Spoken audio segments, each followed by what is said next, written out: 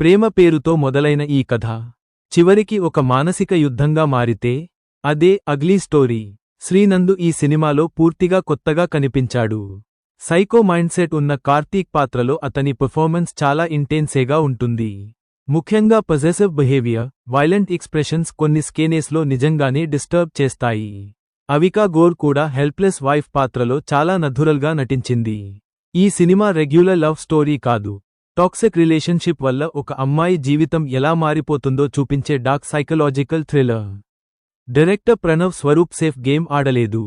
ఏరో forcefully మంచోడిగా చూపించే routine ending పెట్టకుండా రాగా రియలిస్టిక్గా కథని ముగించాడు. బ్యాక్గ్రౌండ్ మ్యూజిక్ అయితే సినిమా బిగ్గెస్ట్ హైలైట్. చాలా సింపుల్ సీన్స్ కూడా ఆర్ఆర్ వల్ల నెక్స్ట్ లెవెల్ ఇంపాక్ట్ ఇస్తాయి. కాకపోతే ఇది ఫ్యామిలీ ఎంటర్టైనర్ కాదు. Dark thrillers, intense relationship dramas ఇష్టపడేవాళ్లకి మాత్రం ఈ సినిమా బాగా కనెక్ట్ అవుతుంది.